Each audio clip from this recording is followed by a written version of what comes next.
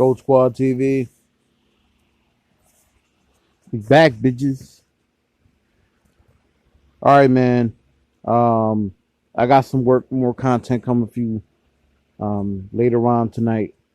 But I have to get something off my chest, man, because this needs to be said. I rarely watch ESPN as much as I used to, and I'm not knocking ESPN's hustle. I understand they gotta cater to a mainstream audience. Some of the things they say in analyzing things are going to come off cookie cutter for the mainstream average fan. So I just want to make that clear before I say anything. This is not personal. This is not a personal attack. This is just my opinion about this. And being a guy that's getting into the whole world of possibly podcasting one day and having my channel, Gold Squad TV, which isn't going anywhere. I just want to make this note. I will not, and I repeat, will not watch another episode of Jalen Jacoby again in my entire existence. Now, first and foremost, before anything, shouts to Jalen Rose. He was a decent player in the NBA. I can't never knock the man's hustle. Right? He was a really good player in the NBA. Wasn't a great player, but just a good player.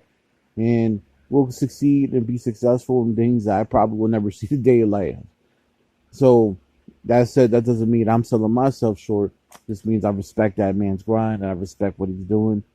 And shouts to his wife Molly from Connecticut, from out here. Salute. I don't beef. This is not personal. This is just being honest. Jalen should not talk football. Yes, Tampa Bay lost yesterday, and I'm not a Tampa fan. I do respect Tom Brady being a Patriots fan. This man basically ran Brady down like he was some kid in a fantasy football league. I totally understand Brady not playing all that well in prime time this year. But to sit there and give Bruce Arians daps as if like he is any type of authority over the great Tom Brady who's won 6 Super Bowls. Telling basically with Bruce Arians calling out Brady in public again. I would like to understand this before I even get into Arians. Jalen, who are you? The question, the great Tom Brady, the GOAT. You never even reached those goals in any level in your own sport. You got beat by Jordan and Kobe. I believe Kobe scored 81 on you. You don't really get to determine your analyzation of Tom Brady as being apparently whack to you right now. As if like that's the way to be spreading that out there. Tom Brady could read defenses easily. Jared Goff did last night is exactly, yes, it is exactly what Tom Brady normally does. When you have a terrible offense that's ran by a guy named Bruce Arians, who has never won a Super Bowl as a coach, as a head coach, never won anything. He's always been a good, nice runner-up with the hothead. This man ain't never won anything. Tom Brady has way more stance in that organization than Bruce Arians. Don't ever get it twisted. If Brady wants Bruce Arians out of there tomorrow and brings in Josh McDaniels, he will do it. It's not even a question. All right, so that said, that's that. The one that really got me to the point where I was like, yeah, I'm not about this show. This show's always been kind of whack to me anyway. On a personal note, I'm not so much personal, but on a sports fan note, it's always been whack to me. But when I watch it, when I hear them talk about the Lakers as of like their god status, when they just made moves they were supposed to make. The Lakers made moves they were supposed to make. They got Montrezl Harrell. They kept Markieff Morris. They got Dennis Schroeder in the trade. They got An old ass Marcus Gasol can't guard me right now. That doesn't make them God level though. You still got to play the games. Everybody loves to talk about what they're going to do before they actually have to play games. I'm not giving the Lakers credit like that until I see them actually get on the court. This isn't the same team that was here last year. So you don't know how that chemistry is going to work out. Do I think they still have a chance to be a champion? Sure.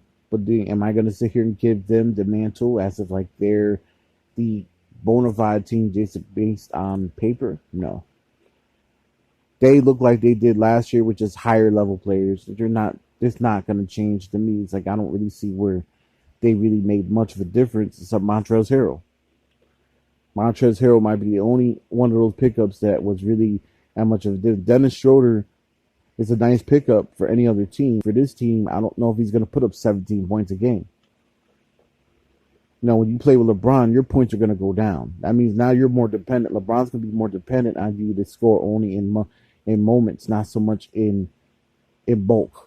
It's rare that you see guys going and putting up 30 points that are not LeBron or AD on that team.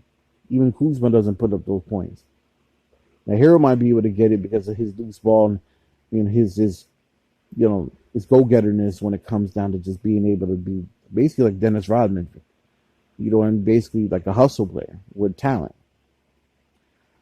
But you're not going to sit there and tell me that they're champions already, but let's just cancel the season. This isn't the 2012 Miami Heat. You know what I mean? This isn't the 2017 Golden State Warriors. Let's not get it twisted. Teams are making moves, and some teams don't have to make that much moves, which brings me to the Celtics. Now, I am no Danny Ainge fan. I've never have been. I respect what he does though for certain moves. I actually think he did pretty damn well for his offseason. He didn't get Turner. I didn't like that. I didn't like what he had to say about Turner after the fact. However, Tristan Thompson for a straight-up center, for a guy that could guard the rim, guard, pick and roll, rebound. It's not a defensive liability by any stretch. Can even shoot 2 or 3 threes in a game. I've been seeing the last couple of years. This last year, I'd seen it. He's actually made a few of them. Really good pickup. The draft, Peyton Pritchard, we're number 11. Naismith, we're number 26. Good pickups.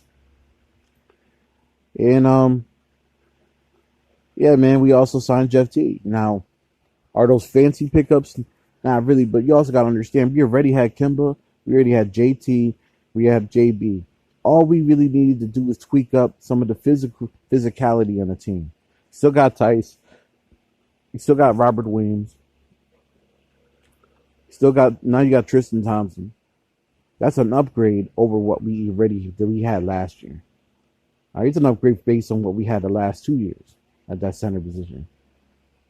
You know what I mean? So all you guys panicking is one thing. But when Jalen Rose basically says you don't lose Gordon Hayward, Kyrie Irving, and Horford, and think you're going to be like a bunch of a winner, basically. We went to 2 Eastern Conference Finals without Kyrie and without Gordon. We basically went to 2 Eastern Conference Finals without those two. Horford played in the first Eastern Conference Finals. He wasn't there last year. We still went 6 games against Miami.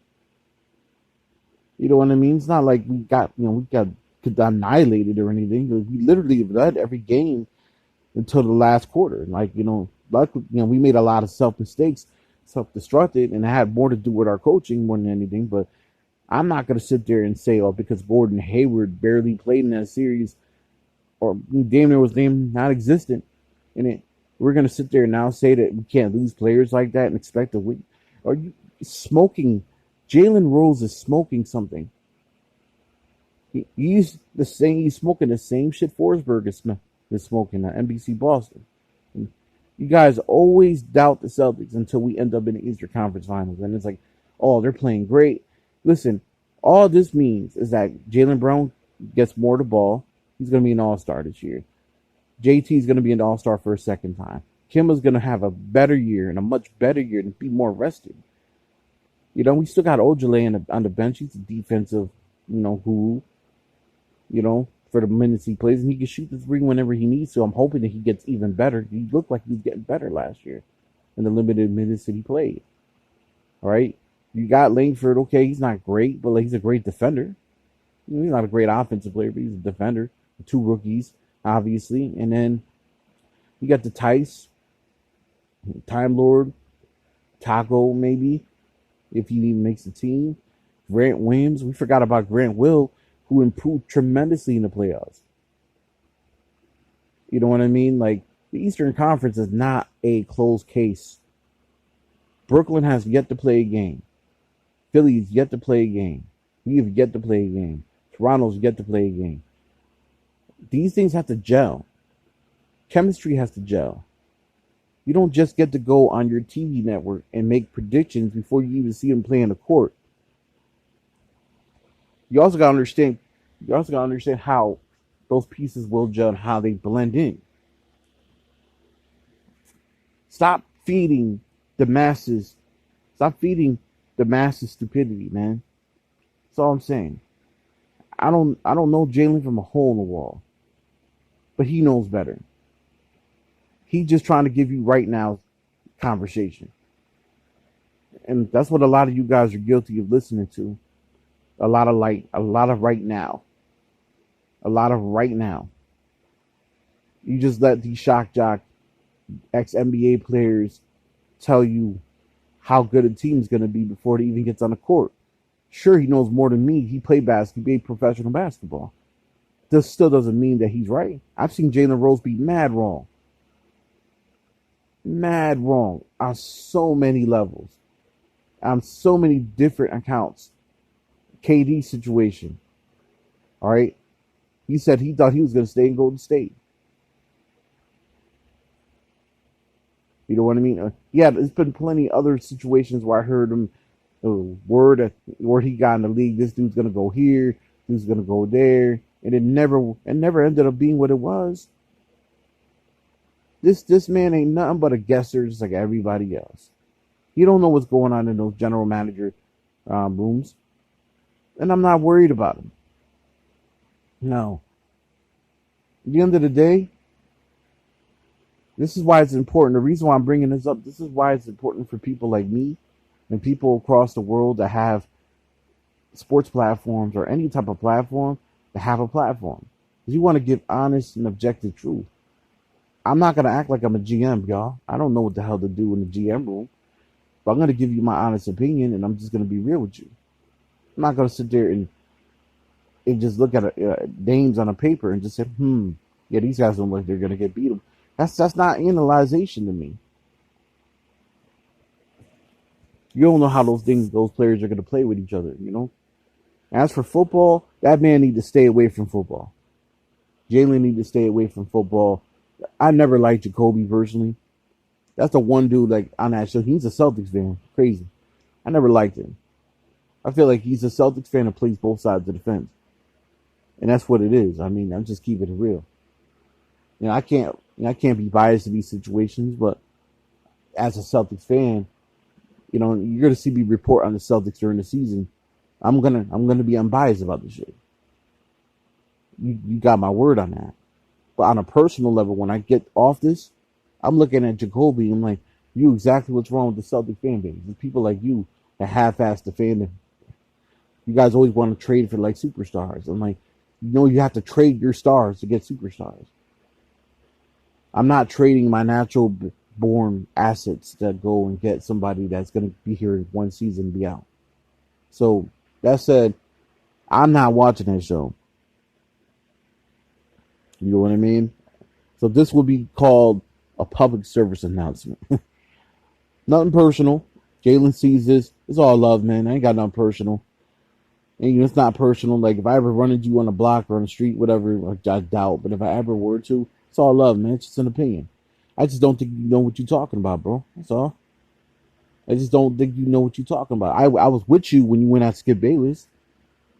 When you went at Skip Bayless, I was all in on with you. When you went at Skip Bayless in 2011 on that legendary First Take episode. I was all for it. Then when I see you do stuff like this, it really turns me off. I know you're getting paid a lot of money, man. That's a hefty salary, but come on, bro. You gotta give the people what they want. You don't just give the people what they want by giving them false information or just false opinions that just don't really have any weight. So with that said, ain't no beef, ain't none. It's cool. I'm just a Joe Schmo trying to make this work. I'm not really a Joe Schmo, but I'm really trying to make this work. Gold Squad TV, and it's cool. And I'm gonna continue to build a fan base, and it's all love. Ain't gonna be no academic bull on here. I respect the legends, but at the end of the day, some of the legends need to be talked to and be told, like, yo, you don't really know as you think. And that's exactly what I'm checking him on. This seems to be something that's checked and needs to be corrected. ESPN is running a clown show over there, and I pretty much have been known that. That's all they do. They run a clown show over there. So they're a mainstream sports network. I have in no way, shape, or form can really say anything other than that. So it's what it is. Salute to all. Got more content coming later, but this is a perfect service announcement. Salute.